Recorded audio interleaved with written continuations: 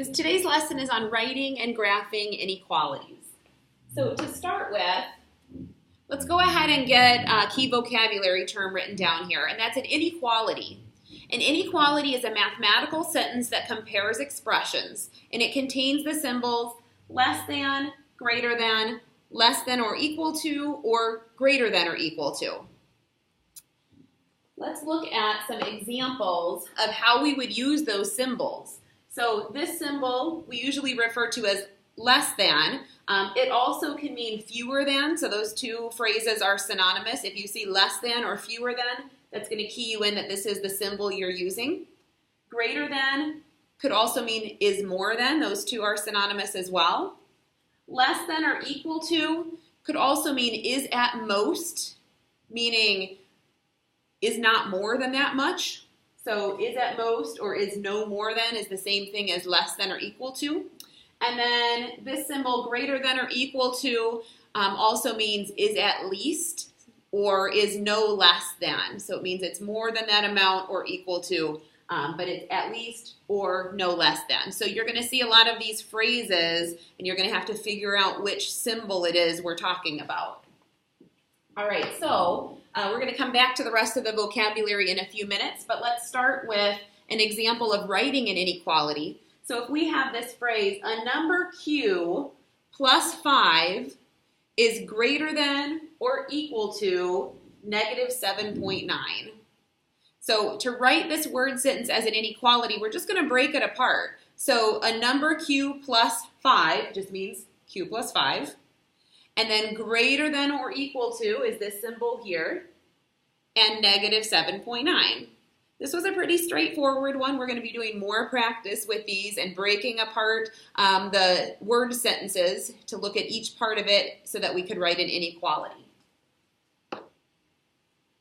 Let's go ahead and go back to our vocabulary though. Solution of an inequality is a value that makes the inequality true. When we're talking about equations, there's typically just one solution. Sometimes there's two if there's an absolute value in it or a square root. But for the most part, there's just one solution. An inequality is really different. If we say we want a number that's more than 5, that number could be 6, it could be 7, it could be 9.2, it could be 10.5, right? So there's a lot of different solutions to an inequality, not just one. And so the solution set is the set of all solutions of that inequality. It would be impossible to write all of the solutions to an inequality, but we can graph them pretty easily so that we can see all of the solutions on a number line. So let's go ahead and look at how we could check to see if a value is part of a solution set to an inequality. So here we have this inequality, x plus 2 is less than or equal to negative 1. We can just check different values of x and see if they are part of the solution set. So here we have negative 2. We would just substitute negative 2 in place of x. Negative 2 plus 2, is that less than or equal to negative 1? Well, negative 2 plus 2 is 0, which is not less than or equal to negative 1. So therefore, negative 2 is not a solution. Negative 3, on the other hand, negative 3 plus 2 is equal to negative 1. That is less than or equal to negative 1 because it's equal to negative 1. So therefore, negative 3 is a solution. Same thing with negative 4. Negative 4 plus 2 is negative 2. Negative 2 is less than or equal to negative 1, so negative 4 is a solution as well. And we can kind of look at the pattern here and predict probably negative 5, negative 6, negative 7 are all going to be solutions as well. So let's go ahead and practice checking solutions. We're going to check whether negative 2 is a solution to each of these inequalities. So here we have y minus 5 is greater than or equal to negative 6. We're going to substitute negative 2 for y. So we'll rewrite negative 2 minus 5 is less than or equal to negative 6. I could rewrite this as addition if it helps me. Negative 2 plus negative 5 is less than or equal to negative 6. Sorry, greater than or equal to. I said the wrong thing. I'm sorry.